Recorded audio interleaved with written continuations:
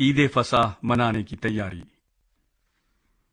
اور حزقیہ نے سارے اسرائیل اور یہودا کو کہلا بھیجا اور افرائیم اور منسی کے پاس بھی خط لکھ بھیجے کہ وہ خداوند کے گھر میں یروشلیم کو خداوند اسرائیل کے خدا کے لیے عید فصح کرنے کو آئیں، کیونکہ بادشاہ اور سرداروں اور یروشلیم کی ساری جماعت نے دوسرے مہینے میں عید فصح منانے کا مشورہ کر لیا تھا، کیونکہ وہ اس وقت اسے اس لیے نہیں منا سکے کہ کاہنوں نے کافی تعداد میں اپنے آپ کو پاک نہیں کیا تھا، اور لوگ بھی یروشلیم میں اکٹھے نہیں ہوئے تھے۔ اور یہ بات بادشاہ اور ساری جماعت کی نظر میں اچھی تھی،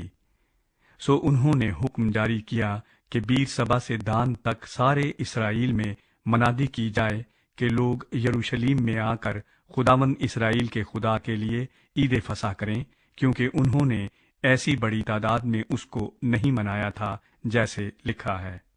سو ہرکارے بادشاہ اور اس کے سرداروں سے خط لے کر بادشاہ کے حکم کے موافق سارے اسرائیل اور یہودا میں پھرے اور کہتے گئے، اے بنی اسرائیل، ابراہام اور اسحاق اور اسرائیل کے خداوند خدا کی طرف پھر رجوع لاؤ، تاکہ وہ تمہارے باقی لوگوں کی طرف جو اسور کے بادشاہوں کے ہاتھ سے بچ رہے ہیں پھر متوجہ ہو،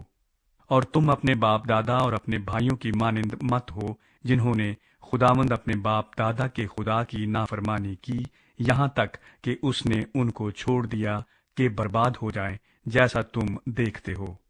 پس تم اپنے باپ دادا کی مانند گردن کش نہ بنو، بلکہ خداوند کے تابع ہو جاؤ اور اس کے مقدس میں آؤ جسے اس نے ہمیشہ کے لیے مقدس کیا ہے، اور خداوند اپنے خدا کی عبادت کرو، تاکہ اس کا قہر شدید تم پر سے ٹل جائے۔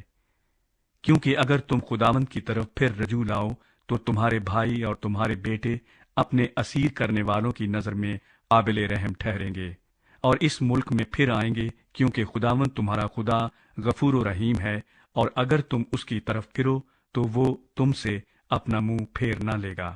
سو ہرکارے افرائیم اور منسی کے ملک میں شہر بشہر ہوتے ہوئے زبولون تک گئے، پر انہوں نے ان کا تمسخر کیا اور ان کو ٹھٹھوں میں اڑایا۔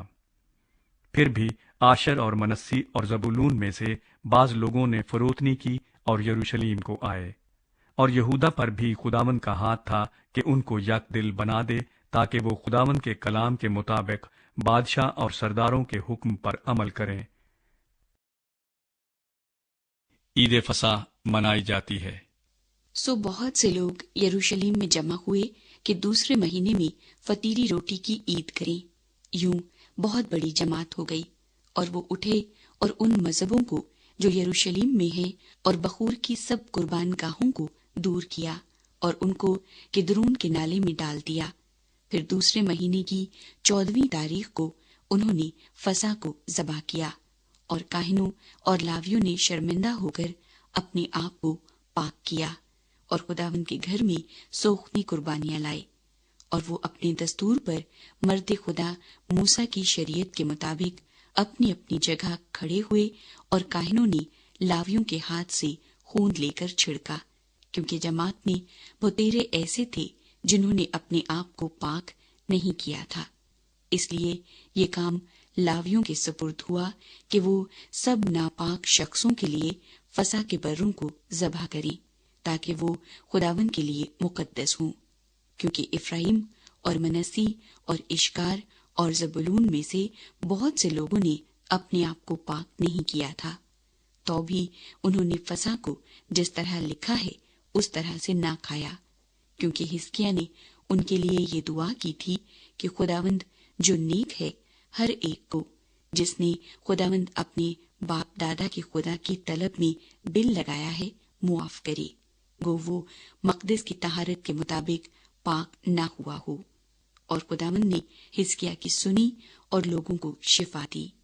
اور جو بنی اسرائیل یروشلیم میں حاضر تھے، انہوں نے بڑی خوشی سے 7 دن تک عید فطیر منائی، اور لاوی اور کاہن بلند آواز کے باجوں کے ساتھ خداوند کے حضور گا گا کر ہر روز خداوند کی حمد کرتے رہے۔ عید 7 دن اور منائی جاتی ہے۔ اور حزقیہ نے سب لاویوں سے جو خداوند کی خدمت میں ماہر تھے تسلی بخش باتیں کیں، سو وہ عید کے 7 دن تک کھاتے اور سلامتی کے ذبیحوں کی قربانیاں چڑھاتے اور خداوند اپنے باپ دادا کے خدا کے حضور اقرار کرتے رہے۔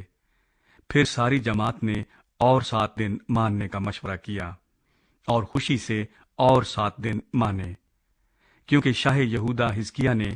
جماعت کو قربانیوں کے لیے 1000 بچھڑے اور 7000 بھیڑیں عنایت کیں، اور سرداروں نے جماعت کو 1000 بچھڑے اور 10,000 بھیڑیں دیں، اور بہت سے کاہنوں نے اپنے آپ کو پاک کیا۔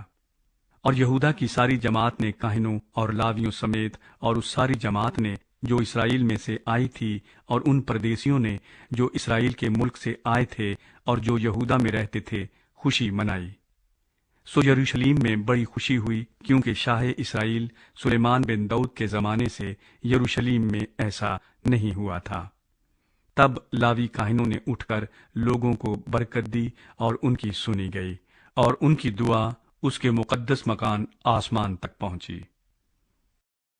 حزقیہ